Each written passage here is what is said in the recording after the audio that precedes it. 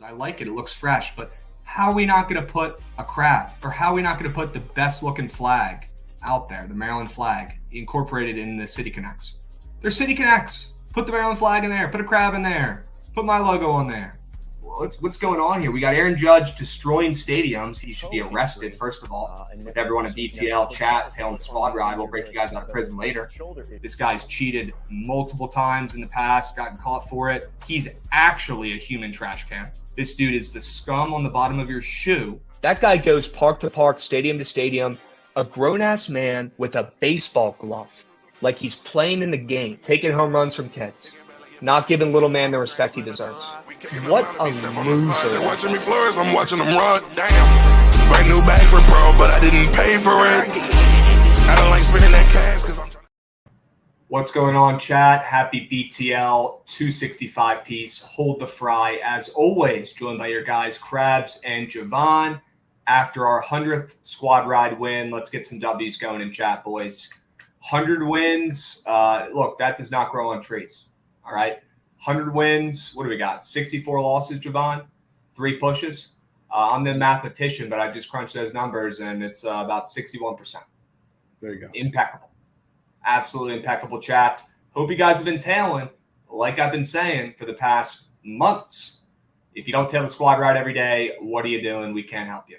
All right, tail the squad rides. It was looking shaky early, but Javon, never in doubt, my man. We could thank Don Smith for some fielding miscues, and we could thank the hot weather out there in Seattle. Plenty of offense last night in that game. Never in doubt. The Nationals were always going to blow it somehow, somewhat. Okay? Yeah, of course. W Day. How are we feeling after 100 wins? Feeling great. I mean, we've had a nice little diversified portfolio to this far through 100 wins, through, I think, the end of baseball season last year, a little bit, maybe. I don't know if we started at 10, but through college baseball or college basketball, through some hockey, a little NBA sprinkled in there too, and a little NFL. Oh, yeah. I mean, it's been a weird 100 wins, awesome 100 wins. I'm pretty sure there was a prop in there as well. People forget. Look, we do not discriminate against winners, okay? If there's a winner out there, we're putting that shit in the squad rides, and it's paid off, chat. So, honestly, W's to you guys. You're the ones clicking the right buttons, picking, the right votes in chats. Can we keep it moving and keep it grooving? I really like hitting squad rides, and it's built my bankroll up very nice, okay? Chat, big announcement after 100 wins. We're going to start selling the squad rides on Dub Club. So you can sign up. It's about $69 per day. And when it loses, you don't get anything back. I wish that was look, it's not obviously real. That will never be a thing, chat. Just poking fun. Okay. Gonna have to have a Saturday, Sunday squad ride for NFL college football. 100%. We're bringing back the cheat sheets. 100%, bro. We need football like we need air. We are less than 2 months away from college football. Huge W. Chat, we've got 2 months of hell coming up. The dog days of summer. I mean, there's literally nothing else to bet right now besides baseball, maybe some golf in there. We've got PLL coming back in about a week and a half. Still no PLL this weekend. Brutal. No winners there, but stay posted. We're going to be back on the saddle there in about a week. All right, guys, but we're talking some golf today. All right, we've got a tournament starting up on Thursday. Not a huge tournament, but we got our guy Kenny coming on to talk some Dinger Tuesday props, Javon. And he's a golf sharp, so we might as well ask him a little bit about the Rocket Mortgage Classic coming up on Sunday as well. And would you look at that? We got a sub bang from Gambling State. Love it. Gambling State U coming in with a sub bang. We got King Castro coming in with a sub bang. 4 months. Bang. Let's freaking go, my man. W's. Vibes are up on a Tuesday. All right. Are you going to the PLL when they're in Baltimore? Chaco, I probably will, dude. I probably will. It's so close. I got to go over there. Without a doubt. Without a doubt. So chat, stay posted and stick with us through the summer. All right. We've got plenty of MLB to talk about today. Dinger Tuesday, MLB slates, some plays we already like. Javon was texting me late last night with some winners. He's already dialed. Okay. And like I said, we'll have our guy Kenny come on here in about 20 minutes to talk some Dinger Tuesday props and some golf as well. And you guys know the squad rides. Last 10 minutes of the show. Every day, you know where we're at. All right. Different day, same shit. All right, boys. W College World Series, Javon. LSU putting it on Florida last night. Shout out LSU for cashing my future plus 550 pre-tournament there. Powerhouse. That's a great way to describe that team. Yeah. I mean, look, I believe they were preseason number 1 ranked. If not, they were definitely up there. Kind of not struggled through the season, but didn't really impress many people throughout the year. But once they got to the College World Series, I mean, they were absolutely dialed in. And they looked like the best roster. So their bullpen was locked. They didn't even need to pitch Skeens last night. I mean, they were up 10 runs. Why even put him in there? I agree. Although I would have liked to seen him pitch selfishly, probably for the best. And he does not need to pitch when they're up 10 runs. Yeah. Somebody in chat's asking when you boys hitting Yankee Stadium. We'll be up there the first week of August, my man. First week of August, we'll be up there. Okay. Yeah. Javon, what are your thoughts on LSU? Dylan Cruz, absolutely balling last night. Great plays on defense. And I think he had about 4 hits with a triple in there as well. Thoughts on LSU winning the Natty? Yeah. I mean, it was an impressive run because a lot of their weak points throughout the whole season, which we've talked about thousands of times, but in their bullpen.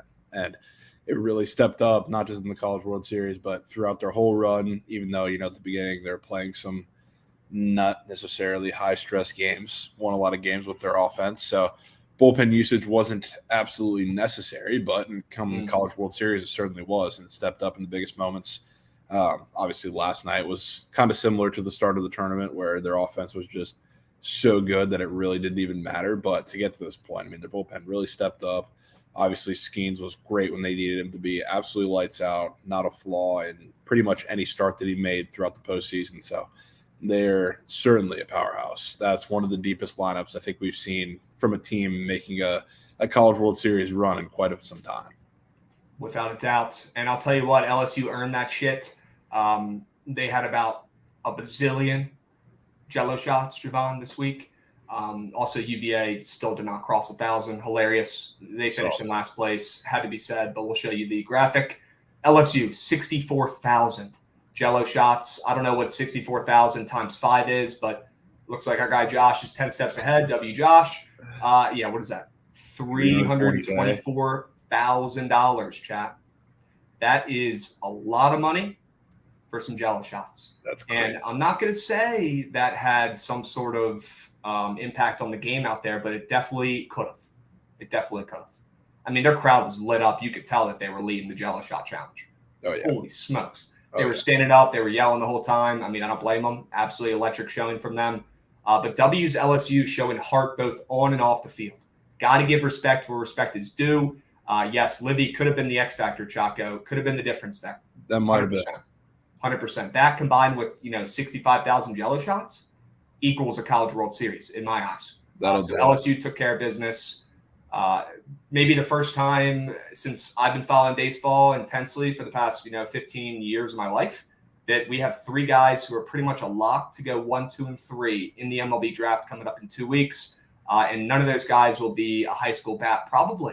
And they're all going to come from the College World Series game, chat. Dylan Cruz, Paul Skeens from LSU are probably going to go 1 and 2.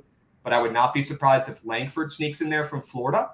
If not, he's going 3. So you guys got to witness 3 dudes last night and over the weekends who will all be incredible Major League pros. And I think, honestly, and the Nats are in there at the 2 pick, you can't really go wrong if you get one of those guys.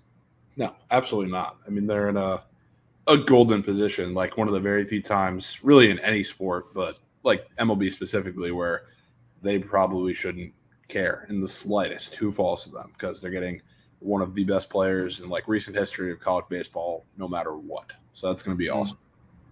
Joel, I hope so, man. That's who I want. But I have a feeling, and I've been hearing on Nationals Twitter, that Skeens might be going number 1. We'll have to see. The draft is in 2 weeks. I think exactly 2 weeks, maybe like 12 days. It's coming up, boys. So stay posted. Probably a good thing. MLB teams breathing out a sigh of relief last night, not having to see Skeens go out there and pitch. Yeah, July 9th. That sounds right. It's usually like a week before the All-Star break. Okay. W's. And Chad, we'll be heading out to the All-Star break in 2 weeks. I'm pumped, Javon. That's literally 2 weeks away. We'll be out there. It is. Super stoked. Lane Thomas, MLB All-Star Lane Thomas, breaking in that new stadium last night with a leadoff home run. Chad, I take full responsibility for that home run. That's why you don't say somebody's going to throw a no-hitter. Okay? Thankfully, it worked out in the end. So we were good. Yeah, it did. But, man, that one hurt. And then, obviously, he retires the side immediately after. But a Lane Thomas leadoff nuke after I say Castillo's going to deal and pitch a no-hitter for the first time in over a year in the MLB, that one was on me. Okay, the gambling gods did not care for that one. Yeah, if you're taking Lane Thomas under fantasy score, that's a shit wager, brother. I apologize. And this is an electric graphic. My goodness. LSU, a school of champions. Their athletic department is elite. Got to give respect where respect is due. And pretty fire to hit him with that ring. Love it. Absolutely love it. Classic Jinx. How does that shit always work, Dior? I don't know, man, but I swear to God, I'm mic'd up. I might be mic'd up. That could be it. Javon, we're going to talk about some MLB series prices before our guy Kenny comes on and we do Dinger Tuesday. Chad, I know you guys are excited about it. I know someone in chat also earlier said they have a bunch of squares up on Prize Picks if you have questions about that look sketch. Feel free to ask away in chat, as always. Okay, would love to hear your thoughts on any squares that look a little off on the Prize Picks board. You guys know that's our shit. Okay, let us know. Happy to go over those. All right. Let's talk about these series starting up today, Javon. Any of these looking a little weird? Yeah, absolutely. and plays into something that I like today, which we were on Night Sweats talking about it, so it's not really a secret, but middle of the screen, Red Sox minus 140 against the Marlins, who have won 8 of their last 11. It's an interesting spot because they're coming off a lot of really good series. They've only lost one series so far in the month of June, and it was against the Blue Jays, where they caught a lot of their top pitchers who pitched pretty well.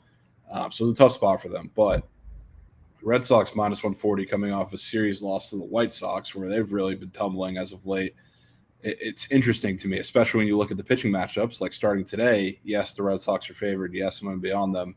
It's Garrett Whitlock against Sandy, which is the reason the line is minus 130. I really don't know. But we have that. We have Braxton Garrett, who's been one of the best left-handed pitchers and one of the most effective pitchers, not just in their rotation, but really in the league in his last handful of starts, generating a lot of whiffs. He's been really, really good up against a bullpen game tomorrow. So I can't imagine that the Red Sox are going to be favored in that game. Then you have Jesus Luzardo against Brian Bayo, which that's going to be a great pitching matchup. But again, it seems like a massive stretch, this little minus 140 price that's climbed up about 10 cents since it opened. I saw last night. So that makes you think. This reminds me a little bit of the Yankees series. Not that the Marlins or the Rangers necessarily, but two teams that are, I don't want to say heading in opposite directions, because the Red Sox haven't been bad. It's just they haven't been all that impressive. The Marlins are kind of on the tail end of their hottest streak of the season. I think at the top of the wild card race still. You're seeing Sox minus 140. Interesting. Yeah, that's definitely a little bit of a fat price, if you ask me. Not too shocked to see them as a favorite, especially with them being home, but to be minus 140 in this series, I thought it'd be closer to a coin flip. Yeah. 100%. Any other series prices catching your eye, Javon, that we need to know about with these games starting up today? Yeah, a little lower. You go to the Rays, minus 130 against the D-backs in the series, which that's another one that I've been seeing moving just ever so slightly the Rays' way still. So I thought it was interesting. Again, something that starts with today's game, which it's really a toss-up today. I definitely lean the Rays' way because I do think that the pitcher, Zach Gallen, who is the NL Cy Young favorite at this point, he's been probably the greatest and most effective pitcher at home where he's pitching today.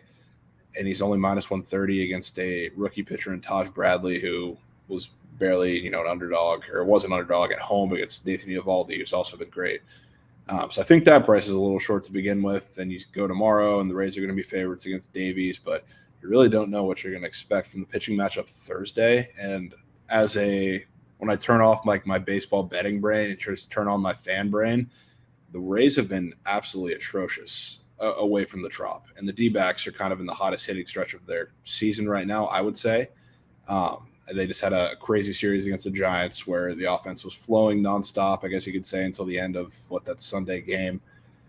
So as a fan, I really couldn't see a reason why the Rays would be favored in this series. The way that they performed on the road, the pitching matchups that they're going to see, and really just as inconsistent as their bats have been as of late. They're kind of, I don't want to say reeling right now, but they're certainly not the Rays that we saw in April. So to see this price was a little surprising to me, turning back on the betting brain, and definitely something going on here. Yeah, I'm with you. 100%. That price is fat. Honestly, to see the Rays even a favorite in that series on the road is interesting. Yeah. I will say, though, I don't love the angle as much as the first one, only because the Rays are the best team in baseball, have the best record in baseball at least.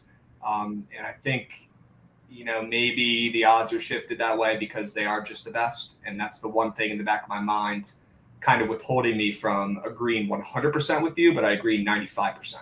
Yeah, and to answer this question, I think pretty big because we were talking about it, I don't know if we had a show then, if we're just looking at it over the weekend because that was during the Padres series, but against the Padres on the road, the Padres were minus 125 in that series. Right. Something that stuck out to me when we were talking about some of those individual games. So to see this against a team who is, I won't even say arguably hotter. They are hotter. They're the better team. They have Zach Gallen, the best pitcher at home, going in game one of the series. That's what made this weird to me. Yep, I agree 100%. It's not like the books have been just giving the Rays blind respect. We look at that last series, the Padres were a favorite against the Rays. So that makes it a little weirder for sure. Looks like for some reason they're giving the Rays respect here in this series. Maybe it's because they still win today as a short dog with their young gunner up on the bump, huh? Maybe they do. Okay. W's chats. A couple questions about some squares. Why is Austin Hedges up for bases? I feel like that dude is always up and never It's comes up through. like every day. Yeah. Never comes through for the boys. Does not respect coin. Keep that guy away from your bet slips. He is a trap. All right. J Ram being up for 2.5 hit run RBIs. Yeah, a little weird. He's up for 1.5 total bases, 8.5 fantasy score. Totals coming down from 9.5 to 9 in that game. I mean, we know the Guardians' offense is nothing special, but I will say J Ram has great numbers against Brady Singer in his career. He's 7 for 16 against him with a double, 2 home runs, 8 RBIs, 2 walks. So he's hitting nearly 500 against him with a 1.425 OPS. So that's probably why he's at 2.5, but it's definitely given me, Trout 1.5 strikeout vibes where it's just a weird square to be up. You don't see the 2.5s often unless they're playing in Coors or a Mexico Series game or London or something like that where there's a ton of runs. Definitely weird to see a Guardian right now, even though it is, the GOAT J Ram at 2.5, Javon. What are your thoughts? Yeah, I mean, there's quite a few. You can go to the hits, runs, and RBI category today. I don't know if it's like a deliberate thing, but they have, I think, a couple more of those 2.5s up. Like I see Tatis up there, which usually is something we only get in Coors or Mexico City. I saw J Ram was also up there, like we were talking about. I don't know if he's the only one. Yeah, they got Naylor up there too. Then you get to the Coors guys, and you have Peralta, JD, Will Smith, all those other guys. So he's not the only one today. Maybe if he was like the only one outside of Coors, I'd feel a little weird about it. But in fact, they have a couple other guys up. I don't really know what the strategy is there, but I do really like his matchup, and I wouldn't mind taking him at all. And is Monasterio even on the board? I don't even see him up there. Yeah, our guy Paddlewood's saying Hedges, Monasterio, Andrews, half bases are the squares. I'm questioning Heavy. I don't even see him up there, bro. I don't even see him up there. And then we could look at Andrews real quick. Let's pull him up and take a peep. Let's see what we're working with over here. He's not up either. Okay. Well, I don't really know what we're doing here. Paddlewood, circle back when we figure out what we're doing here. Okay, boys? Yeah, might have been up earlier. Okay, definitely could have been. Oh, they took him off. Okay. Why is Derek Hill up for a base? Well, probably because that game had a bazillion runs last night, and although I'm not in a rush to take Derek Hill to do anything and not really sure why he's even on the Major League roster right now, that's definitely an interesting square, and it's probably going to hit. Hey, Do you even know who Derek Hill is? He's been up like every day too. We put him in a couple entries on Sweats a couple days. I think it was last weekend. He's been hitting that. He had like a hit in like 4 or 6 games or something crazy. Well, he's 0 for in his last 3. That must have been over the weekend. Then maybe that last game against the Padres. He did have 3 total bases. So yeah, you must have picked the right one. Give me Derek Hill over half a total base. Sure, 100%. Yeah, we'll talk about that Nats game more in the weather. I mean, guys, if the heat is anything like it was last night, if the weather conditions are anything like it was last night in Seattle, I don't see how that game tonight doesn't go over, even from Irvin just pitching alone to Seattle. So ball was flying. I mean, if Dom Smith is hitting nukes, something's up. So we'll definitely talk about that in a little bit here too, Javon, but might need a meteorologist in chat to check the Seattle weather out and see what we're thinking. Outman 1.5 TBs. Let's take a peep. Although I feel like Altman's up there a decent amount. He just never comes through. Yeah, that game doesn't have a 12 total. Like, come on now. Yeah, it's in Coors. So, I mean, you're going to get weird ones up. Can't make it up, Devin. Can't make it up. People forget a week ago today I wanted to take him to hit a nuke. And who was it on the Red Sox, man? Some random McGee on the Red Sox hit a nuke, and the next thing you know, they did. Duvall, right? Sure, Adam Duvall. My bad. Gallen under 32.5 fantasy score is low. Ooh. Let's look at it. Let's check the chart. Let's see what he's looking at. Stuff like that. Like some of these, the fact that he's up for so much is probably a little important, but the numbers itself, I guess that's like where I think the raise tax can really kick in there. So yeah, it's low, but it is probably just because he's facing the Rays. But I'd say more so that he's up for like the earned run squares, hit squares. Did I see a walk square up there too? So that would be extremely interesting. Oh, he is up for that. Click on that chart. Interested to see that. Yeah, because he doesn't really walk many guys. when he has like his real big blow up outings, that's when he's walking a bunch, like in that Pirates start where everybody and their mother was on him. He walked like 5 or 6, something crazy. Rays are definitely one of the more patient teams that he's faced, but when they put up this Gallen walk square, it's often in a situation where they know what they're doing. Okay, interesting. Kind of weird that that's up when he's pitching at home as well, chat. Yeah, at home especially. Yeah, maybe Gallen doesn't pitch as well as he's been doing in Arizona's. Okay. Can you rewatch BTL? Yes, on the YouTube and the Twitch if you've subscribed. I think YouTube is free though, so yes, you can rewatch. Just check the Book It Sports Twitch and YouTube, and you should be able to find the show after it ends. Okay. Manoah, 2 innings pitched, 5 runs in low A. Oh no. Oh no. It's almost not good because I need him to come back for another start. Yeah. All right. We got the Rays fans coming out of everywhere today, just begging Javon to give the cosign. Just begging him. I give the cosign. I think I've seen more tweets of you guys talking about the Rays today than I think any other tweets. Maybe it's just to Jen, but look, I like it. I definitely lean that way, but I still back of my head is just thinking it's the Rays. All right. They're going to get more respect than they should no matter what, but man, does it help? That is a weird line in a weird series. Coming off of a series where they split with the Royals and got destroyed in 2 of the games. That definitely helps. 100%. It's just that one thing in the back of my head. It's the Rays. I just keep hearing it over and over again. It's the Rays. It's the Rays. It's the Rays. That's it. That's fair. That's fair. That's it. Yeah, DeGen, I'm with you, bro. It's definitely weird. Although the Rays are the best team in baseball, and that 22-year-old's pretty damn good. He's very good. He is very good. All right. We move. We're going to have our guy Kenny on here soon, chat, but let's keep moving. Let's keep grooving here. San Diego Pitt, you want to go in and talk about this first game real quick? Yeah, we can hop in a little bit, start talking some of these. Are we adding the walk square? Yeah, do you want to add that? I don't know. I think right now we're just throwing picks up at the board, and we'll go back and craft. And chat. If you guys didn't tail the A-Team prize picks entry yesterday, I apologize. You missed out on free coin. And we could show that graphic too if we have it. But I kind of like doing the tiers, making this 3 pieces instead of a 6-piece, chat, because I feel like we always end up going 4 for 6 or 5 for 6. And I'm, punching my pillows before I go to bed. Now we're splitting up, taking 2 3-pieces and giving ourselves a goddamn chance. Okay. Yeah. The 18 went last night. Yeah, I like that Gallen walk square, but honestly, the one that's weirder is probably the earned run square. You want to know how many times Zach Gallen's allowed 3 runs at home this season in 9 starts? I'm going to take a wild guess and say 1. That's 1 too many, not once. Wow, it was 0. Sure. He's only allowed 2 one time too, and that was the Astros. So it's mostly 1 or 0s that you're getting out of him. He's got a 1 flat ERA at home. Okay. Yeah. First of all, let's keep Danny Berger's name out of everyone's mouth. All right. We don't need to bring up Danny Berger's. We know he didn't do diddly squat last night, and that guy is absolutely useless. We're going to talk about the Mets in a little bit. I'll give you guys a moment to, get all your anger out when we bring it up. But for now, can we keep Danny Berger's out of the chat? My goodness. Unbelievable. And Javon, you want to get back to an earned run square? What are we doing here? I mean, that one's so weird. Like the other time that I did it with Weaver is just because I was all that confident that he was just going to get destroyed.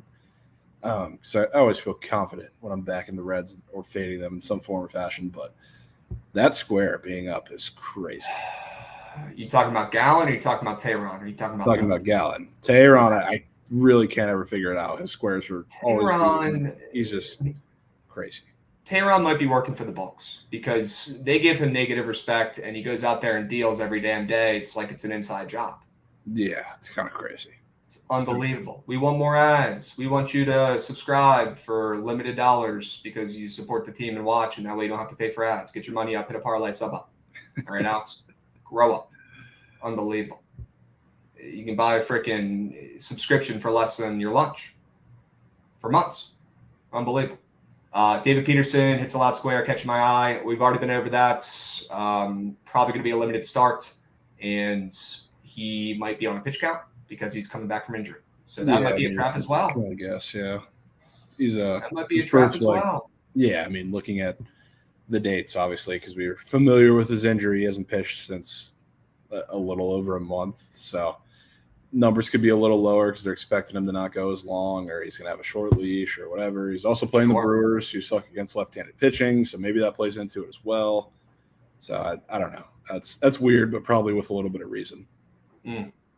I mean, that square's looking at me funny. Yeah, not gonna lie to you. It's looking at me weird. We got a Coles bag. Bang. Let's go, Stinky Coles bag. You can smell that shit through the Twitch stream. My goodness. Bang. Let's go, Coles. J Champ 8 coming in with a sub bang as well. We got the Zach Brown band. Lee 118 sub bang 6 minutes ago. 14 months. Zach Brown bands. He's fucking sub banging us for 14 months, dude. Unbelievable. I always like the Zach Brown band. Don't like country, but I could get down to some Zach Brown bands.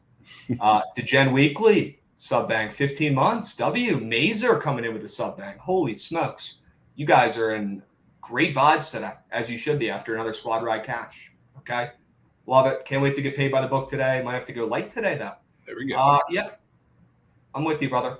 I'm with you. Quality over quantity today. Quality over quantity. All right? James Outman just rounded third. I bet Welsh. Oh, unbelievable. Okay. Javon, talking about this Padres and Pitt game here real quick. I mean, look, Rich Hill has been pitching out of his mind. I'll give credit where credit's due, but can he keep getting away with it? I don't think so. But that doesn't mean I want to take the Padres today. I know POD Pete's on the Padres team total over. He's got bigger cojones than me on this Tuesday afternoon. No chance I'm back in that Padres offense anytime soon, Javon. What are your thoughts on this game as it pertains to a side or total? Yeah, it's a tough one because, I don't really know what I'm going to get from you, Darvish, today.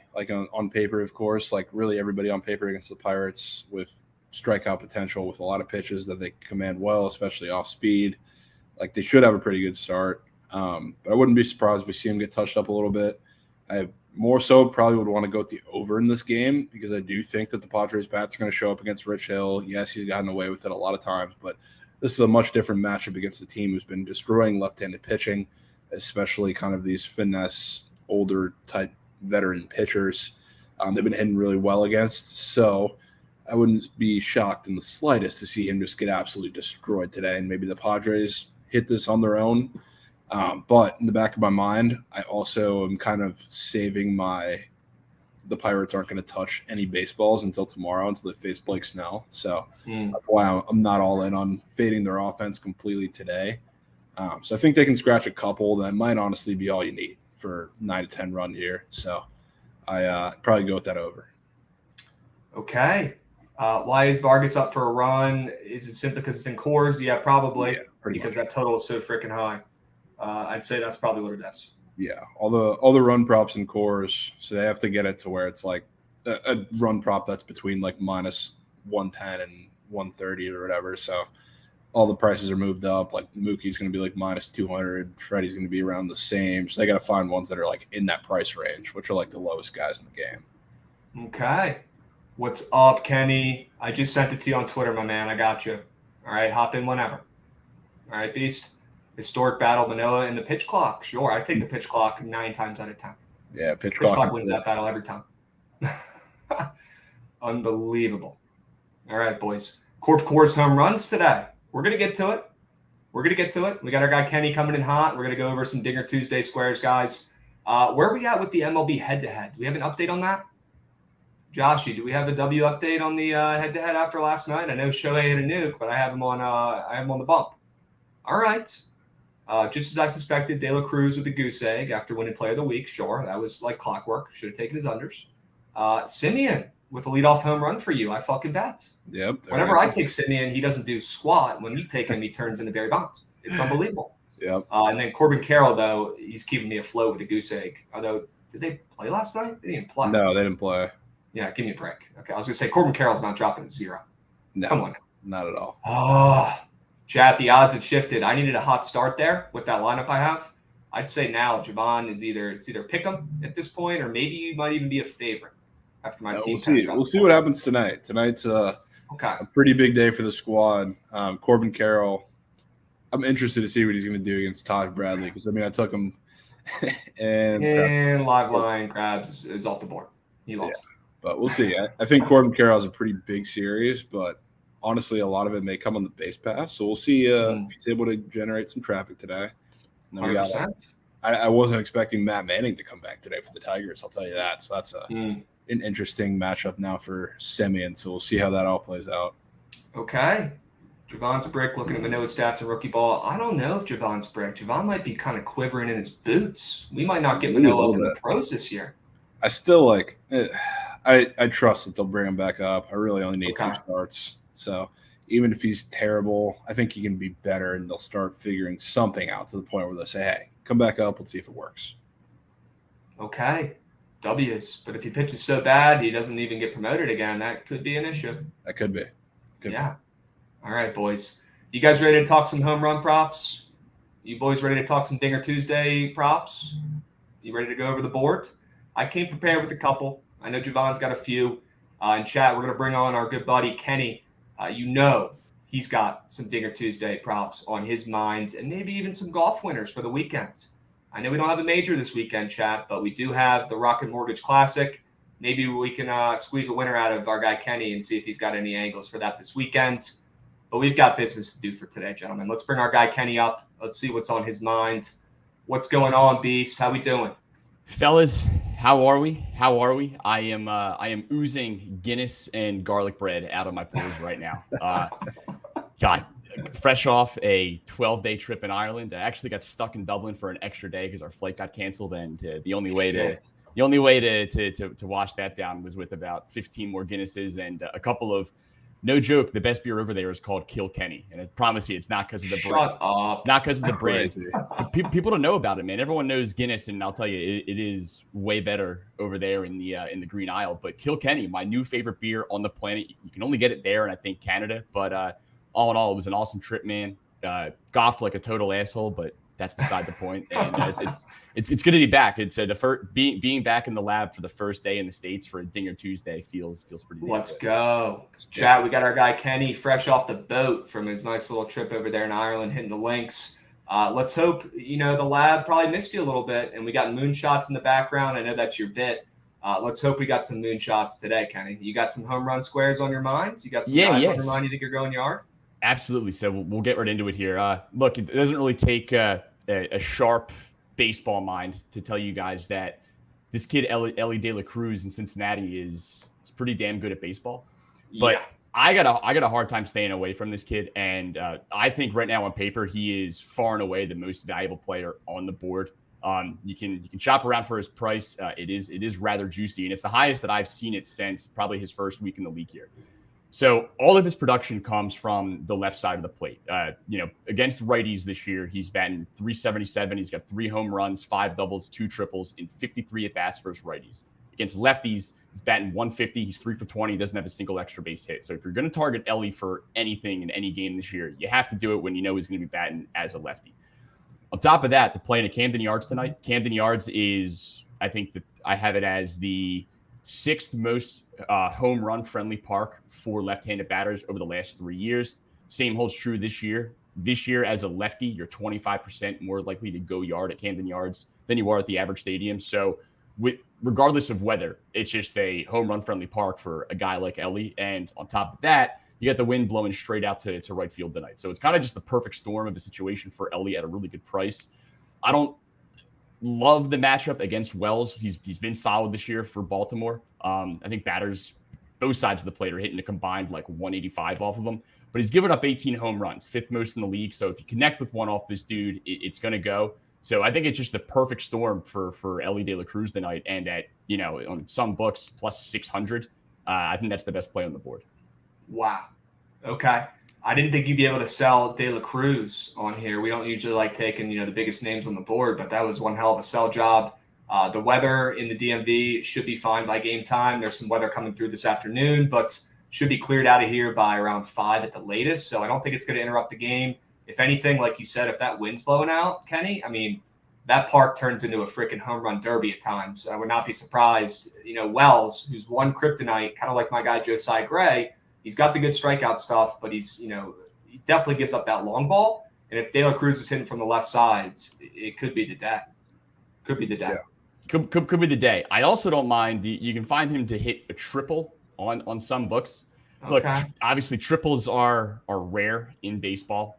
Across the board, they're about where they were in terms of frequency last year. But the one thing that I've noticed, I think you're seeing more like calculated aggression on the base path. So like league wide, triples aren't up, but at the top of the board, like the triple probable batters, I think are a little more aggressive this year. And you're seeing it. He's got 2 triples in 17 games. So like anything above 15-1, like you can probably talk me into it. And I'm seeing him at like 30-1 on some books. Sheesh. So I don't make a big habit into betting triples. Again, they're rare. It's baseball. It's tough. But I mean, similarly to home runs, I feel like people for Dinger Tuesday, they really get into the, which stadium's the target. And people, rightfully so, want to target cores. But there's some really drastically, I would say, triple-friendly parks in the league. Like, people don't know.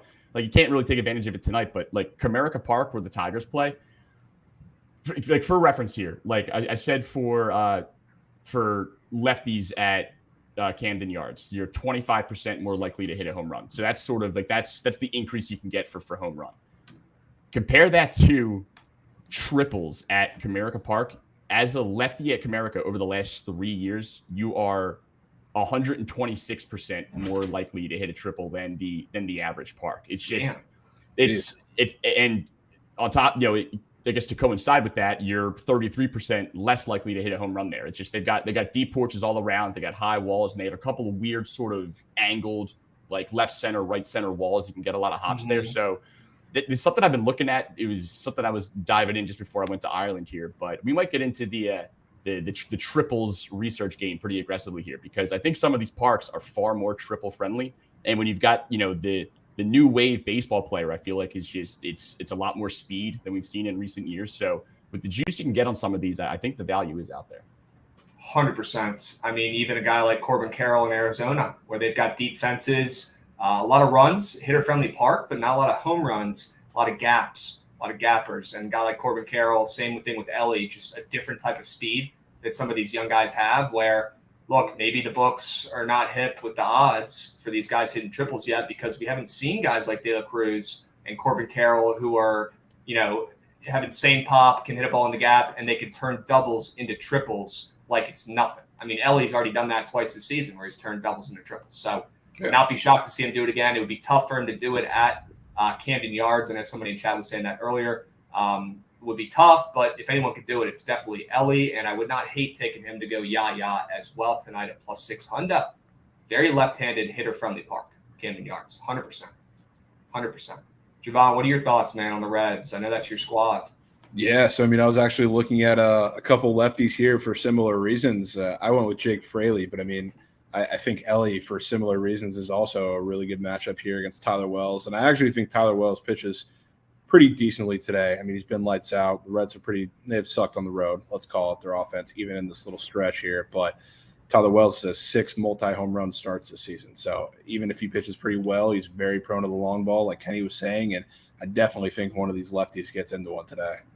You got Fraley. If you want to get a little weird, you can take Joey Votto, maybe Benson. But I just think there's a lot of options in this game. And I just think it's been pretty foolproof. Take lefties at Camden. 100%. Kenny, who's your squad? Do you have a baseball team you root for? Phillies, yeah. I'm diehard Philly, everything through and through. Okay. You got any or the Phillies, did they even play today?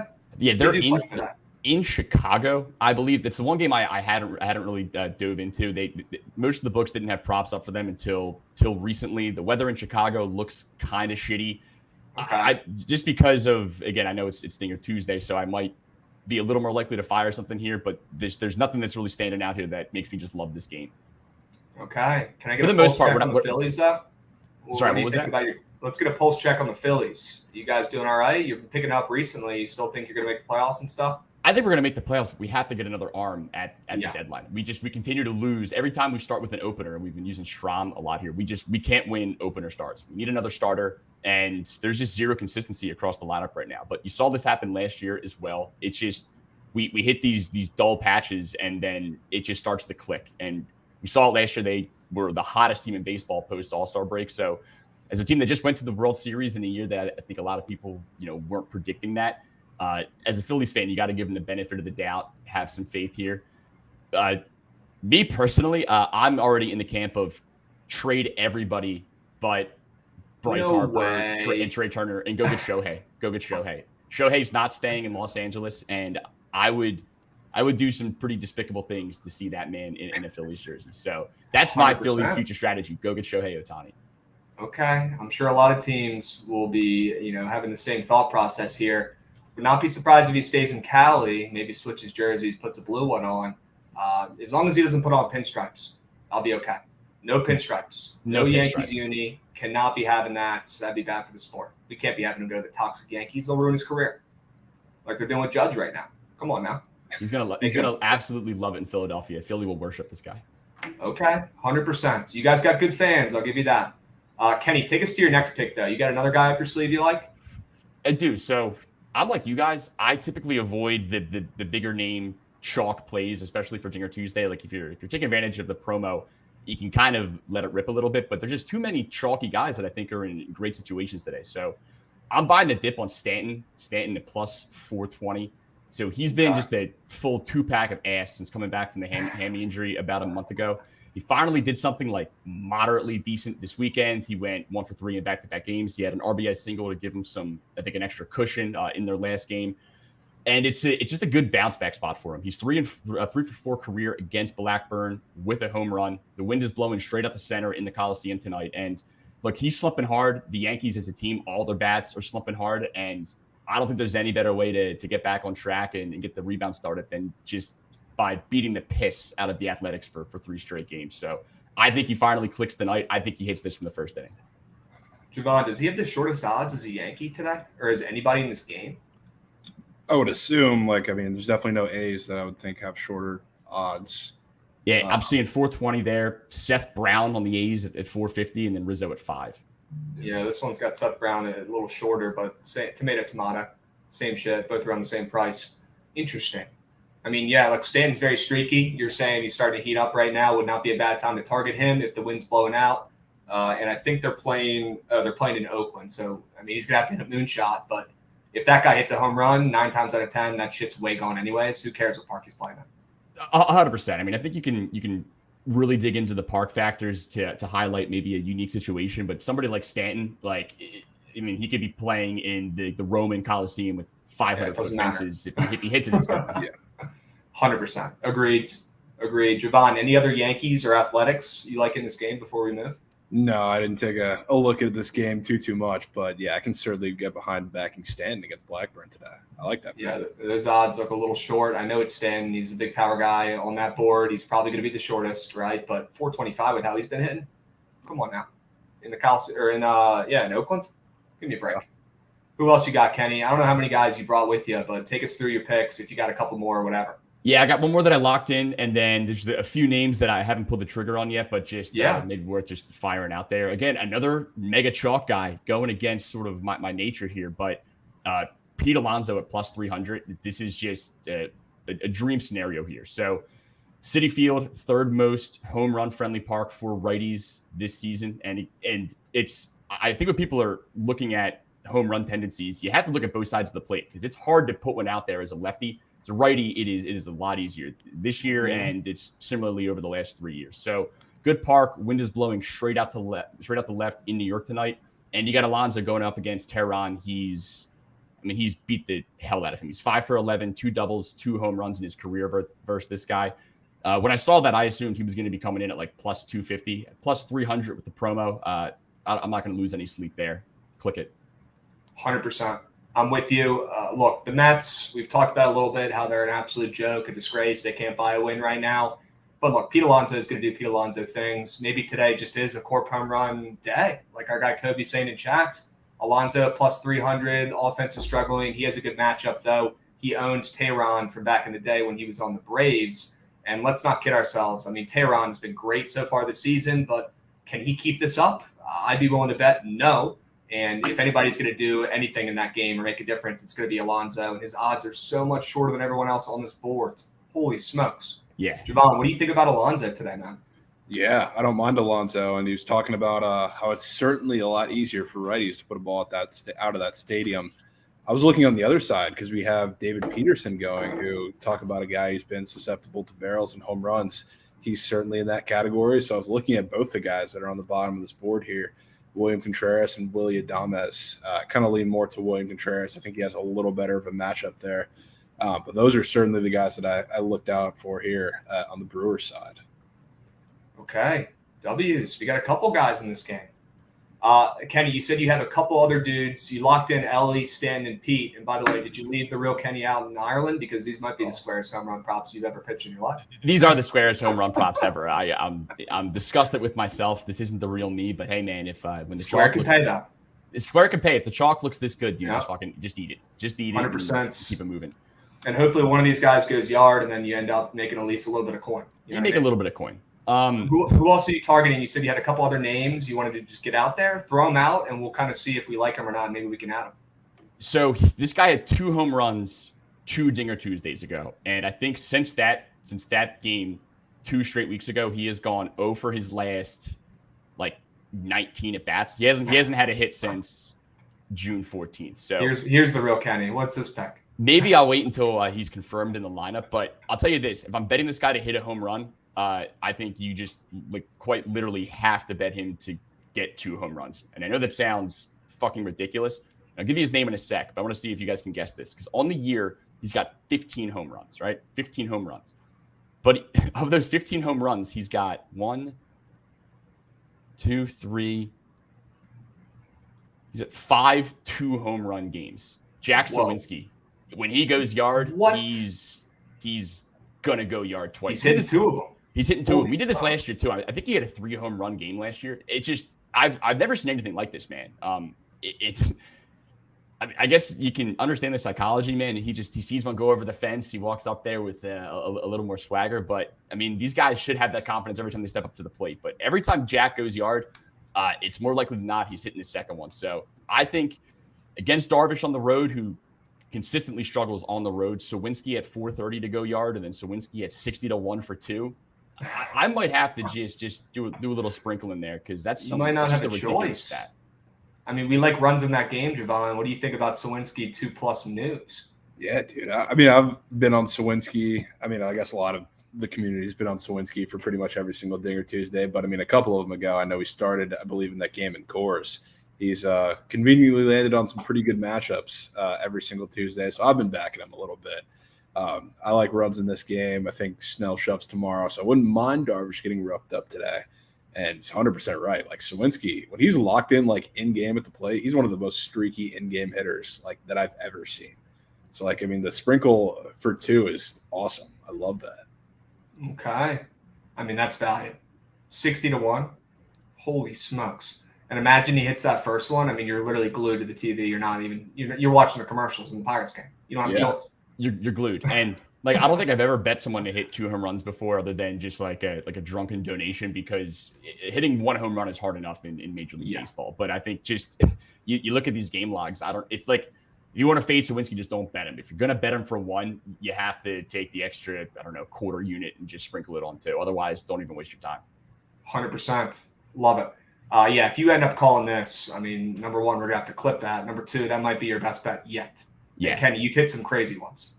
We've had some fun. I haven't hit what I would consider a moonshot yet for baseball. I've done well in Dinger Tuesday this year, but I haven't strung them together in a 3 or 4 legger. So that's the goal, is to get one more super nuke, fund the rest of the bankroll, and just keep us flush as we get into NFL season.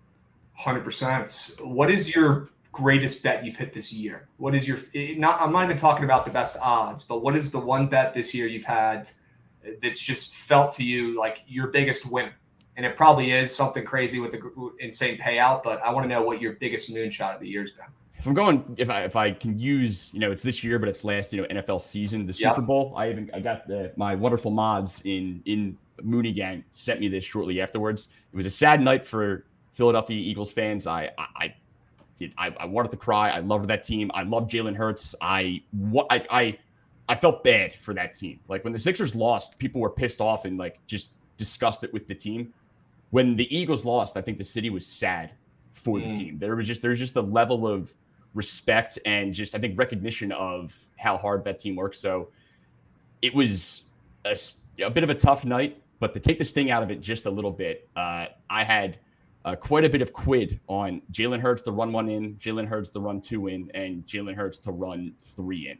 And anyone who's followed me during the NFL season knows that 99% of my bets are touchdown bets and 2+ TD props. That's just been my bread and butter for the last 2 years. I like trying to find the diamond in the rough that kind of similar to Sawinski. If he gets one, maybe just there's a little more confidence. The quarterback maybe just gives him that extra first look the following drive.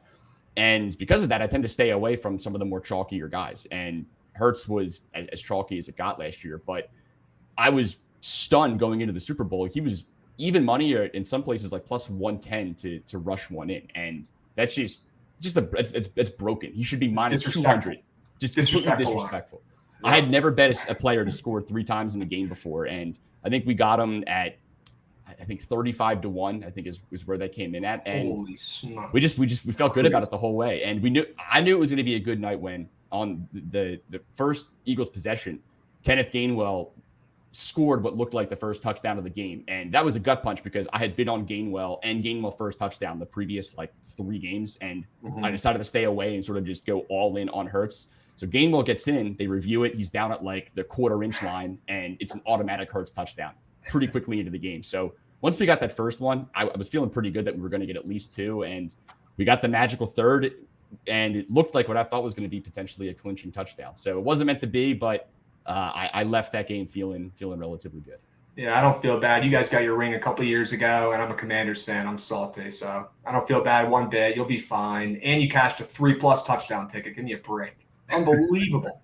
You said it was 35-1? It was 35-1. The best 2 touchdown one we hit last year, we hit Gesicki at 80-1 to score 2. Holy smokes. I think it was week 5. It was right after Tua got hurt. Bridgewater was starting, and just for his career, Bridgewater has always favored tight ends. And Gesicki had kind of gotten phased out of the Dolphins offense to start the year with Tua. They were running a lot of 2 receiver sets. They want more blocking tight ends, and that's just not really his game.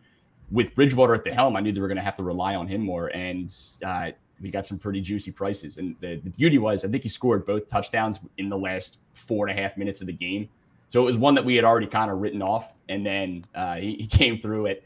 I think it was 8-1 for a touchdown and 80-1 for 2. So they were thinking about trading him at one point because he can't block. I remember that. He can't block. I mean, he could. Yeah. The guy is a stud. So I'm very excited to see what he does. I think he's in New England now. It's just that wasn't the right system for him, but we tapped him on the right week. Insane. It's crazy. What a fucking hit, dudes. And before you go, I do want to get some golf talk, so we'll pivot here real quick for about 5. We got the Rocket Mortgage Classic. And by the way, have you hit any crazy golf plays recently? I know we've had a couple majors. Anything nuts? I had Brooks at the PGA, so that one felt pretty good. I had a shitload of money on home. I forget what tournament he won earlier. It was either I think it was the Amex. We caught one of the books. I wouldn't say it was an overly glitchy, but they were sort of lacking mid-tournament, and they hung him out there to finish top 40 at even money when he was already close to the top of the leaderboard. So I got 10 grand on that, as fast as humanly possible. And then we've had a pretty good amount of success on sniping first-round leaders. I never take a first-round leader pre-tournament. I mean, if you want to do it just for the vibes, by all means, it's fun. But I just don't think there's any real angle there. Maybe if there's a weather situation, you want to target a particular wave, the morning guys versus the late guys. But other than that, I like to just kind of wait and see how the different waves are playing, and get the guy that's 3 under through the first 5 holes that maybe the books haven't really adjusted yet. So I do a lot of that on Thursdays and Fridays for round leaders. We caught Sam Ryder at 80-1 earlier this year. I had Davis Riley a few weeks back. So it's been an up and down year, but we've hit enough juicy ones, I think, to just to fund the experience thus far. 100%. And I'm looking at the odds here for the Rocket Mortgage starting up on Thursday. There are some great golfers in this one. I don't think all the best golfers on the tour are playing in this tournament, but we've got Finau as the favorite, and we've got Ricky with also the shortest odds. I guess all 3 of them with Morikawa in there as well. Talk about the top of this this odds chart if you can, Kenny, and is Ricky Fowler back? Because I know he's been playing great recently. Was this a fluke? Has this been a long time coming? Has he been grinding? Has he been making adjustments? Do you think it's legit? And does he have value at plus 1,400? Yes, to all the following things that you just said, with the exception of no, there's no value there at 14 to 1. Okay. He is back. This is not a fluke. And anyone that's been following along for the last, really almost the last 2 years, has seen this coming. I mean, prior to, almost winning the U.S. Open, had a very disappointing Sunday. Going into that, he took 9th at the Memorial, 6th at Charles Schwab, 14th at Wells Fargo, 15th at Heritage, 10th at Valero, 17th at the Match Play, 13th at the Players. I mean, the guy has been just fucking automatic this entire year. Every aspect of his game looks good. He looks confident out there. So this is not fluky. He's going to be in contention in every major the rest of the year. It's only the Open. And again, he's got to be close to the top in terms of FedEx Cup points. He will be in the mix, and I'm hopeful this guy gets his first career major at some point over the next few years. There's only 4 of them. There are a lot of tremendous golfers out there, and it is what it is. But this is not fluky. The dude is back. He is one of the best 10 golfers on earth right now. The problem is this tournament is just kind of fluky. It's a really easy golf course to play in at Detroit Country Club. It's one of the 5 or 6 tournaments that we see throughout the year that I really think just anybody can win here. It's a birdie fest. The winning score last year, I think Finau won it at 25 under by like 5 strokes. They've only had it for 4 years. The last 4 winners are Finau, Cameron Davis, Bryson, and Nate Lashley. Like Nate Lashley in 2019, who I don't think had made a cut prior to that, won by 6 strokes. So there's no real way to get in trouble here. The fairways are wide, the rough is thin, and like there's water, I think, on one hole. So you can literally bomb it as far as you possibly can with very little risk and then kind of just wedge your way around this place. So it's a tournament that I'm not going to have a ton of action because, again, I think anybody can win here, and it's really hard to narrow it down to like a set pool.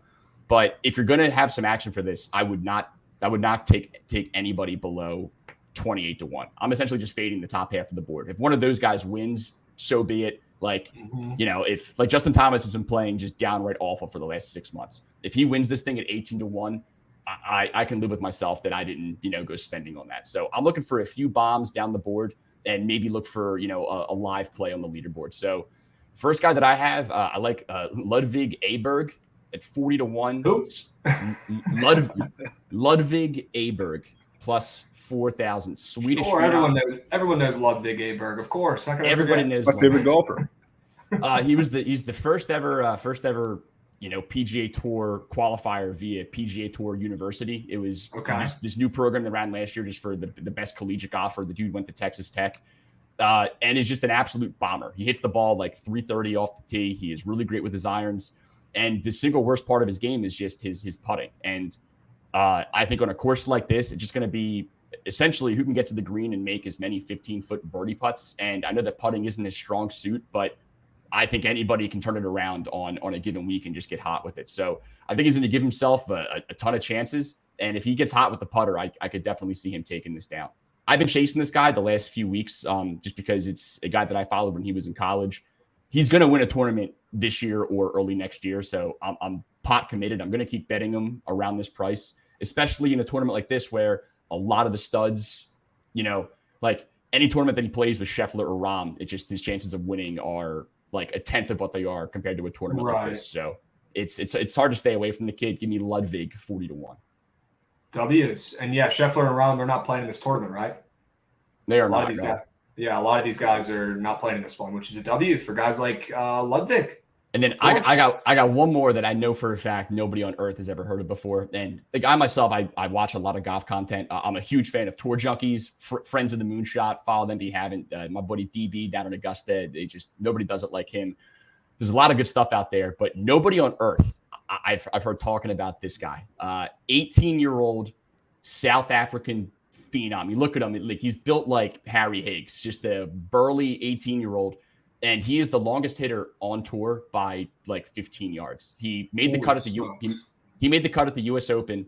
He was the longest driver at the U.S. Open by 13 yards. Second place was Bryson at 329. This dude's average drive at the U.S. Open last week was 343. He's 18 years old, and he is just a sizable hoss from South Africa. He won the World Amateur Championship last year, so he got invited to the U.S. Open, what else was it? The U.S. Open, the Masters, I think all the majors. And then he's been getting sponsors exemptions for some of these other tournaments. What's exciting about him is he essentially started getting decent at golf 2 years ago. I know he's only 18 years old, but the amateur rankings sort of track these kids from when they're 15 and on. He was the number 4,000th ranked amateur 2 years ago. He was just a complete nobody. And he kind of starting to figure out his game. I think he's gotten a lot bigger in terms of actual size in the last few years. And this is a course where you can literally just bomb it away with no regard and kind of find a way around this place. And that's how Bryson won it when he won this 3 years ago. So if there's ever a course for this kid to come out and make a bit of a statement and introduce himself to the world, this is the perfect tournament for it. So I think the way that I'm going to target this kid is I like him for top South African. I think he's got to beat 6 other guys. And the only other South African in this field that I think the course fits well is Garrick Higo, another bomber that can just crush the ball and kind of get home from there. But I like top South African at plus 1,000. And then just top 40, I'm seeing on some books at 550, top 20 plus 1,500. I mean, if he wins this tournament, the world's going to end. But I'm going to put $1 on it at 800 to 1 by all means. But I think you're going to see this kid make the cut. And I think it's going to be one of those things where maybe he is on the second page of the leaderboard Saturday. And then, CBS will do a little promo of, oh, yeah, here's Aldrich Potgieter, the 18-year-old phenom from South Africa. You're going to hear about this kid this weekend. And look, we finally found him on the odds. It only took 5 minutes. W's. Here he is. Aldrich Potgieter. Is that it? Aldrich Potgieter, I think. Again, he's played in 4 tournaments. I think he missed the cut on the number at the Masters, made the cut at the U.S. Open. We're early on the kid, right? He's pure raw. He's pure raw talent. He's only 18 years old, but just the career upside is there. And I think even the short-term upside at a course like this where he can just play to his strengths and bomb it. Because like I said, it's a course where there's not a lot of trouble, but there's a lot of holes where there's some pretty tricky fairway bunkers at 290 to 305 yards out. So if you're not a total bomber, you got to be a little more precise with the driver. He can clear those on any hole here. And that's what Bryson did when he wanted. So again, the Aldrich Potgieter coming out party. You're going to hear a Jim Nantz promo on this kid when he's got the lead going into Sunday. Well, I'm ready for it, my man. I mean, I love your angle. Look, I'm no golf sharp. This is why I'm so stoked we got to get you on here because, you're betting golf long shots for a living and you're fucking killing it. I love the way you're targeting this tournament, right? You're kind of eliminating the top half of the board because it's an easier course and you're targeting some of these long shots who hit the living crap out of the ball because that's going to give them an edge and get over those damn bunkers and put them out there on an open course. So I love where your head's at. You just gave us 2 guys who I've never even heard of in my life. And I swear to God, if one of them end up hitting, we're going to have to get you on here probably every week to talk some golf. My goodness, Kenny. And you came with the Dinger Tuesday squares as well. Ellie De La Cruz, Stanton, Pete Alonso, although they're square, at times square pays. Just like that Jalen Hurts, 3+ touchdowns. Hey, man. In the Super Bowl, my man. It's even if it's square, even if it's chalky, if it looks that good, don't overthink it. And don't overthink it. Again, I would love to have given you 3 baseball names similar to Aldrich Potgieter and Ludwig, but you know what, man? Just sometimes you got to eat some chalk, and I think chalk is what I need to cleanse this permanent hangover I'm going to have from Ireland for the next couple of days. You might just need to hit a sauna, though. That might be what you really need. I mean, I need a priest is what I need. Unbelievable, Kenny. Before you go, we got a question. What's that jersey you got behind you? They want to know. It's a signed Saquon Barkley Rose Bowl jersey when they unfortunately lost to USC, but that's to this day that's the coolest game I've ever been to. It was a tragic L, but I've never been more entertained. I mean, that game start to finish was unbelievable. I had been out of Penn State by then. My now wife, at the time just girlfriend, was a senior, so I got to kind of live vicariously through her for that senior year run where they beat Ohio State, beat Wisconsin in the Big Ten title, and then of course went to the Rose Bowl. So it's been the kind of the main main decoration in my stream background since we started doing this thing about 2 years ago. 100%. Chat, take notes. That's what you get to buy yourself when you're hitting moonshot freaking value plays, or you're hitting guys like Aldrich Potgieter at plus 450 to finish top 40. Chat, take notes. Yeah, until this kid finishes. Until he finishes dead fucking last, then everyone's like, dude, that kid is such an asshole. Until he withdraws after the first round because he shot a course record 80. Yeah. Sure. Kenny, W's, my man. I appreciate you coming on. All right, chat. Make sure you guys give my man a follow on Twitter. That at under his video is his Twitter name, so make sure you guys drop a follow. Kenny, we appreciate it, my man. Good luck today on your Dinger Tuesday props, and most importantly, on one of these damn long shots for the Rocket Mortgage coming up. All right, Absolutely, Beast? man. Yeah. Guys, thanks for having me on. Anytime. 100%. Huge fan of what you guys do. All right, let's make some money tonight. W's. Do Let's it. cash, my man. I appreciate having you on. Peace. fellas. Peace. W's. Awesome chat. Hope you guys enjoyed it. Our man Kenny blessing the people with some square home run hitters. All right. Look, he knows, but he is aware enough to know that you can't be doing that every day. Today, those guys are speaking to him. Elly De La Cruz, Stan, and Alonso. I'll tell you what, don't love De La Cruz, but I definitely like Stan and Alonso from our guy Kenny. Two great pitches there, and then Sawinski maybe to hit two, Javon. Imagine. I know, it's Imagine great. if that hits. The guy left us with 10 crazy value plays. I'm going to have to sprinkle on all of them and just pray that one of them comes through. Yeah. Holy smokes. W's chat. Crab, look at Manoah's first start. Holy smokes. Yes. Manoah's getting rocked in the minors, chat. W updates. And yeah, Kenny does his homework. He's sharp, chat. He knows his shit. He doesn't just come on and spew BS. He was coming on with stats and angles that I really, really enjoyed listening to. So I hope you guys did as well. He knows his shit. W's. Chat, we got 20 minutes. All right. We did have our guy Kenny on there for a while. Javon, I think what we do is if there's any other Dinger Tuesday squares or props you like, let's run through them real quick. Then let's target the MLB plays we love for today, and then let's get in the lab and find a freaking squad rock. Yeah, I mean, I have two names. One of them is Justin Turner, who I love his prop today. We were talking about that a little earlier. I guess we can talk more about that when we get to the game level bet. But I think Sandy gets rocked. I think Justin Turner is one of the guys to do it. Then one interesting one, too. We were talking about the Rays. I like Harold Ramirez against Zach Gallen. So Zach Gallen, he's kind of like, he's not Tyler Wells, obviously. He's been much more dominant than that. But he has been prone to go with the home run ball as well. A lot of that has to do with his approach, a lot of fastballs. And the guy who surprisingly has the highest slugging percentage against the fastball out of all the Rays lineup is Harold Ramirez. And that's with Randy, that's with Wander, that's even with Brandon Lau, who's not in the lineup right now, of course. They're like noted, incredible fastball hitters. And the highest slugging percentage on the team against the four-seam fastball, little old Harold Ramirez. I bet. Assuming like it's a big assumption because it is the Rays, obviously, if he plays today. But if he does play today, I'm going to be taking him for sure, whether he has a prop up by that time or I'm just taking his home run prop. So those are the two that we didn't touch on. But we can talk about the game bets. Sure. Yeah, we got Jackson. My apologies. Coming in with a sub bank, 13 months, beast. We got a Han coming in, giving out a sub bank to Kenny. W's a Han. W. Thanks, brother. I appreciate that. I'm sure Kenny will as well. Spencer Biskey coming in with a sub bang. Bang. Let's freaking go, boys. Javon, real quick, two names. Tristan Casas, plus 400 on the Red Sox. Thumbs up, thumbs down. I know you already like Justin Turner, but Yep. I like him at plus 400 today. Good matchup. I'm with it. And then Spencer Torkelson, plus 350. Thoughts on him on the Tigers? He's up there for hit run RBI as well in prospects. Yeah, I mean, I definitely wouldn't mind taking some Tigers today. It's kind of just a shot in the dark with a lot of those guys because they don't have, I guess, other than Torkelson at some point, they don't have any like real bona fide power hitters. It's just a random guy here and there. Like I think it was, I forget who went yard yesterday with that 3-run shot. But a lot of guys, you can just pick a name out of that. Bang. Yeah.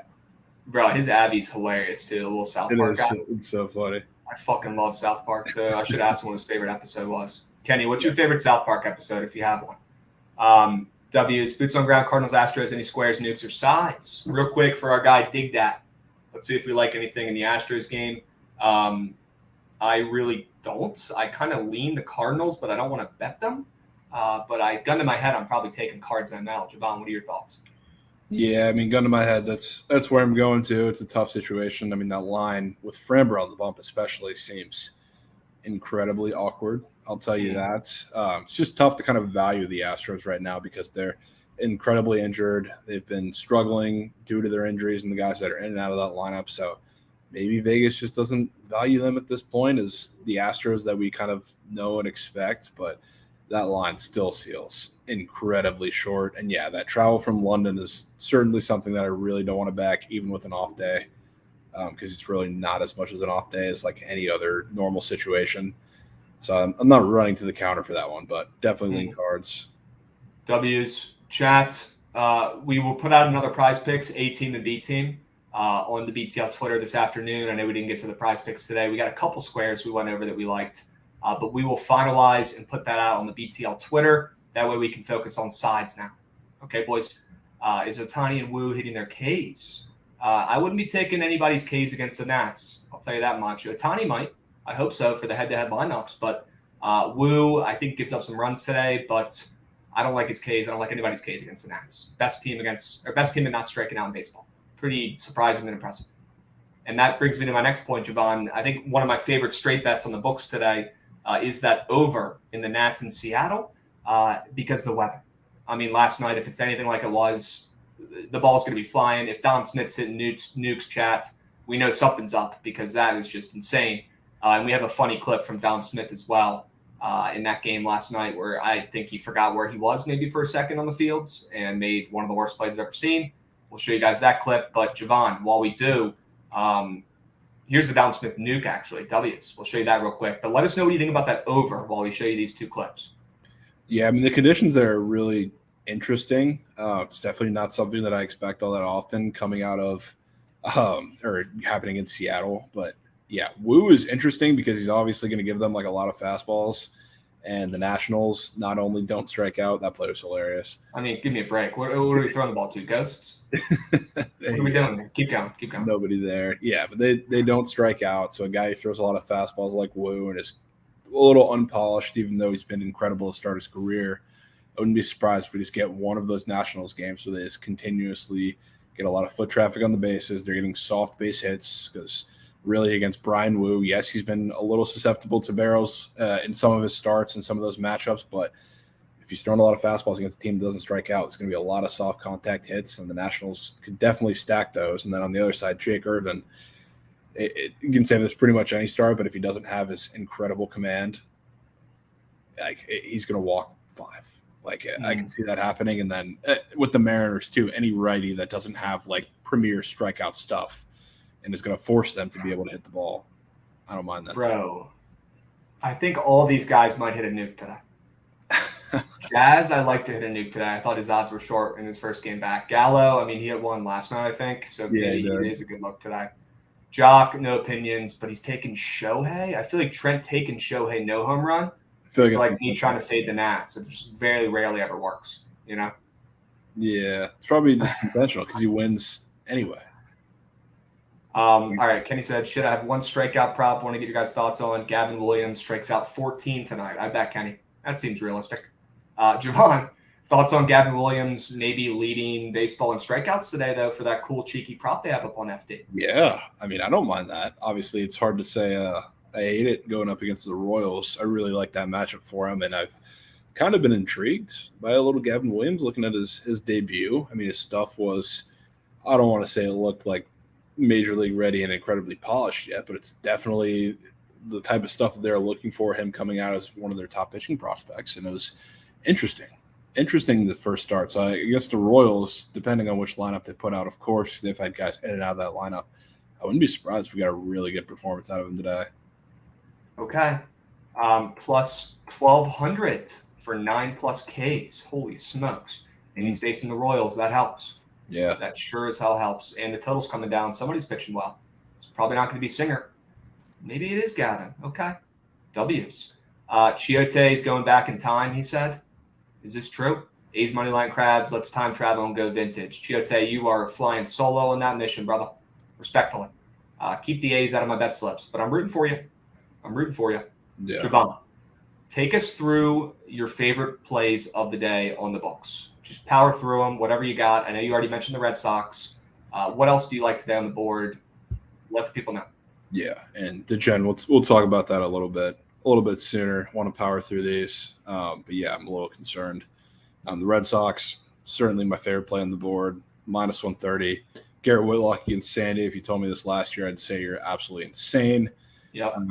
But kind of going back, yes, you're in Fenway Park, so am I expecting the Marlins to be incredibly anemic offensively? No. But back to what I was talking about, I think in the Mariners series, the Marlins have really found success at home and against lefties. Now, this is a righty on the road, and Garrett Whitlock, a righty with impeccable command, which I'm saying that being overly, I'm exaggerating a little bit, but he's a guy with a strikeout upside, and he's not going to walk many guys. So, like, they're 23rd in WRC plus against right-handed pitching in the road so far this month, which really a lot of their numbers are kind of around that same 20 to 25 range. So they haven't been good, even this little stretch where they've won, 8 of 11. Some of those have been at home, but they really haven't done anything to improve their numbers. They're not that impressive offensively. And even in like the Pirates series, a lot of those were lower scoring games against really not that good arms. I mean, they faced Luis Ortiz, they faced Oswaldo Bido, I'm pretty sure, other than Mitch Keller.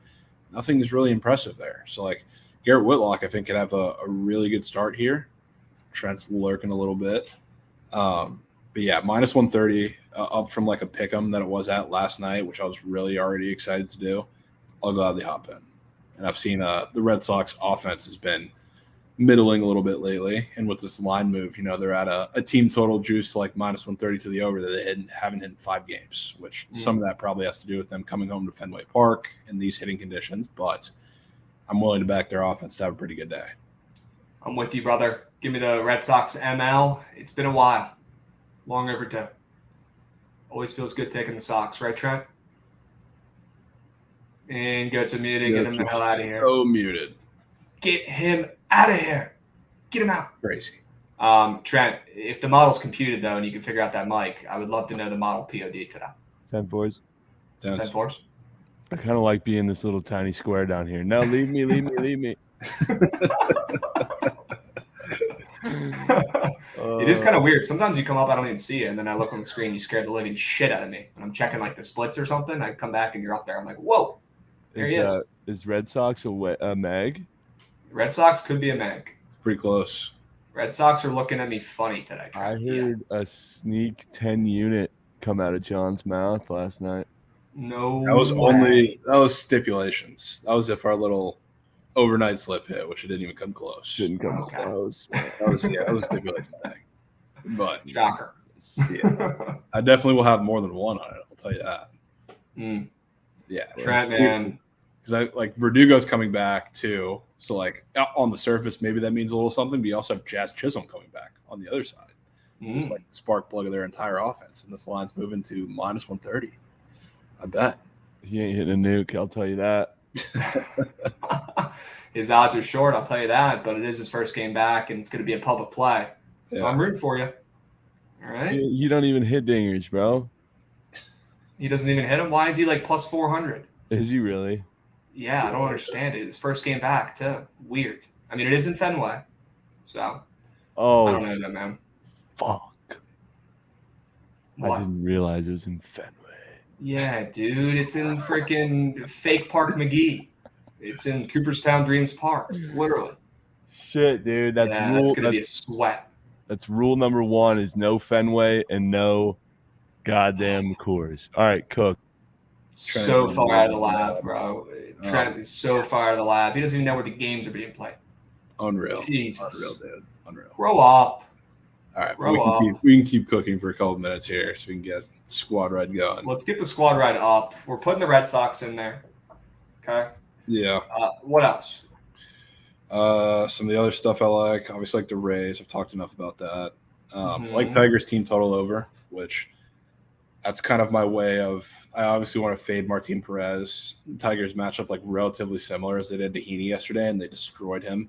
Because the one thing you want to do is barrel the ball up hard against Martin Perez, just like Heaney. He's a little bit less susceptible to the home run ball than Heaney is, but as far as generating foot traffic on the bases and barreling a lot of extra base hits, I think the Tigers can do that today. I just don't want to back Matt Manning coming off of his injury, where he's also like in the minors. Command has looked very shaky. I looked at some reports there, so just back him to score runs. I think there'll be runs in that game. So backing them there. Other than that, I will say, looking at this Ohtani Kopech matchup, that Ohtani was like minus 225 at open. It's like minus 190 now.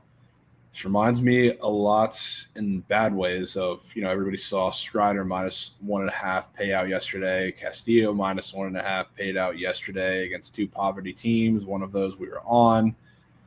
think the people are going to be a little trigger happy to go back to the Ohtani -1.5 at plus money. So I wouldn't be surprised if the White Sox at least keep it within a run again. Maybe it's some kind of fluke ending like yesterday. I think it can be a little lower scoring too. So I think they hang around here. I think Kopech pitches pretty well. I don't think I've said that in quite some time now, but definitely lean the White Sox plus 1.5 there. Probably lastly, I like the under in the Cincy-Baltimore game. I think Tyler Wells pitches pretty well against that Reds lineup. Been atrocious away from home. I think he's definitely due to give up a solo shot or two, which is why I took Fraley, and I don't mind that Ellie look either. But I think overall he's going to have a really good outing. Andrew Abbott, too, from the left side. One thing he's been susceptible to so far is allowing a lot of barrels lately. I mean, even with guys coming back from injury, the Orioles haven't really been able to capitalize on that. Their numbers are really regressing against left-handed pitching, which, a lot of that's because they don't have Mountcastle in the lineup, who's their best lefty hitter. Even Cedric Mullins just being in the lineup or in that clubhouse, really, when he's not as good against lefties, just changes the look of that lineup pretty much. So they haven't been as good against lefties. So I think Abbott can pitch okay today. Definitely some regression coming for him, but I do like that. I'd probably stick to the first 5, though, because the Reds bullpen is just so taxed. It's crazy. And they're bringing up guys pretty much every single day to make their debut because they don't have any fresh arms. So first 5 under for me there. I don't know. That's probably a majority of what I like. What about Orioles first 5 -0.5? I don't mind that either. I just think you're hoping the home run that Tyler Wells gives up is a solo shot. Okay. You'd rather take the first 5 under in that game? I would. Okay. Why don't we put that in there? First 5 under 4.5. I like it as well. All right. So right now, chat, we've got Detroit team total over. We've got first 5 under 4.5 in Cincy and Baltimore. And we've got the Boston Red Sox on the ML. I think we just leave it at that. Little 3-piece, hold the fry. I'm cool with that. Sure. Chat, 3 plays, 3 winners. Red Sox ML, Tigers team total over, Cincinnati, Baltimore, first 5 under 4.5. All right? The poll should be up in the Twitch chat. Hurry up. Go, go, go. Go get your votes in. Hurry up. There's no time. 3 minutes. Go. Run. Sprint. Go get your votes in, chat. W vibes today. A lot of sub bangs. Love the energy after a squad ride cash yesterday for our 100th win. All right. Thank you guys for always joining, supporting, asking questions in the chats. All right. We wouldn't be doing this if you guys weren't coming in here, watching the streams, supporting us, downloading props.cash, right? Following us on Pickets.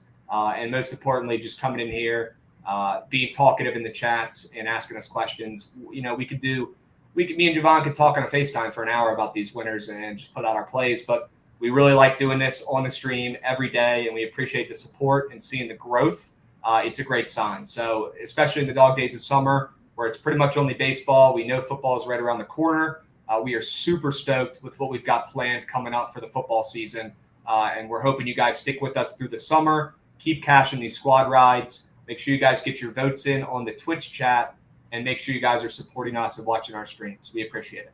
All right, boys. We will put out a Prize Picks entry on the BTL Twitter right after this show or within the hour. All right, me and Giovanna, I'll give him a call. We'll finish crafting it up, and we'll get it out there for the people. All right, I know we didn't do enough Prize Picks today, but we had a guest, had to talk some golf. All right, we'll get you guys the Prize Pick squares. There's plenty we like on the board today. Giovanna, do you have one right now that you love? Right now, it's between Justin Turner fantasy score and Zach Allen over earned runs. Those are the two. But I'll be I know a lot of people are spamming questions because we didn't have a lot of time to go over every single thing. I'll circle back around and at the end of surgical stream and keep getting in the lab. Yeah, I'm not holding out. We didn't have much time today. We didn't have much time today, so I'll circle back around in surgical stream and I'll answer whatever questions. Who's he hiding these squares from, chat? Maybe he's selling them on Dub Club. He could be. Is Javon sneaking on corporate? Starting it up. Could be. Chat, looks like we've got our squad ride winner, shocker, the Red Sox coming in with 119 votes. Love it. Love seeing when we get over 100 votes on the winner as well. You guys keep killing it. We appreciate the support as always. Chat, we'll give you the squad ride. We'll give you the Prize Pick squares on the BTL Twitter. Stay posted, okay? But we're riding with the Red Sox on the ML tonight, -130. against Sandy and the Marlins. All right. Boston's going to come through for us today. Love betting on the Red Sox. Love rooting for them. I'm a closet fan. Long overdue, Javon. Stoked for the game tonight. Yeah, Stoked. that'd be awesome. All right, boys. We'll give out the Dinger Tuesday graphic as well. We got to cut it down, make sure people are starting. We'll get that out for you boys too. All right. We appreciate the support. As always, make sure you guys stick around for the surgical stream coming up right after this. And if you haven't already, download props.cash, use promo code BOOKIT, and start hitting more Prize Picks entries. My bankroll on Prize Picks right now is so fat, and I'll tell you what, it's not for my own doing. Okay, it's using props.cash, and it's coming on here on the stream and pairing it with Javon's Prize Pick Squares. It's that simple, chat. All right, you find one or two weird ones on your own on props.cash. It's going to save you hours out of your week, I promise you. If you don't love it, cancel it, but I promise after the month with the discount, you're going to want to keep it, and it's going to help you hit more entries. All right, boys, promo code is in chat. Book it. All right, use it to get a discount, and we'll catch you guys on here tomorrow. Same time, same place. We'll be seeing. Red Sox ML. Peace out, boys.